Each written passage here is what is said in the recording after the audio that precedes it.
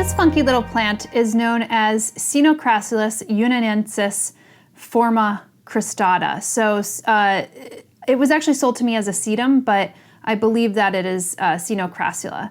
And yunnanensis essentially means that it's Chinese, and this is from China, although this is the cristate form of it growing. And I first actually saw this form growing at Cornell University's Botanic Gardens in their conservatory. And I really fell in love with it, and I wanted to get a cutting of it, but the cutting did not survive. So I was very pleased to see actually when Logi started carrying this, and they do sell it as a sedum, but I do believe that it is Sinocrassula.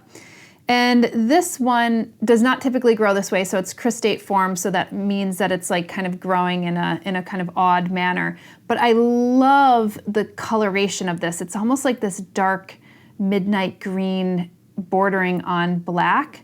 And I have this in a cute little pot right here that I have growing in my southwest facing window. So this is a relatively new acquisition for me, but I have plants kind of in this, parentage, so I think that I could grow them pretty well within my southwest facing window. What I really love about the cristate forms is they kind of remain compact. So you get those succulents that have a tendency to maybe get a little leggy if they're not getting the most optimum light. And then you always have to cut them back in order to give them their little bit more, their shape and their form, and to keep that shape and form. But this one, I would imagine from my other cristate forms, actually keep that cristate look, and then they don't get too kind of crazy.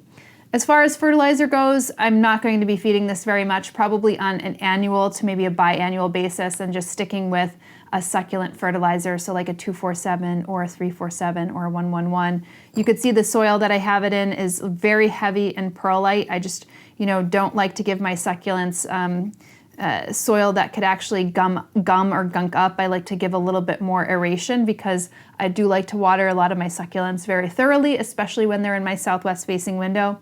Typically in the summer, I'm watering them once a week. If it's really intense light, I'm watering them twice a week. And in the winter months, I start to pull back, so it may be like once every 2 weeks, but it totally depends on the amount of sun that we're actually getting. And as far as humidity, this is not a plant that needs a tremendous amount of humidity. I think it'll be good to go because, as you can see, that it's already pretty succulent in nature.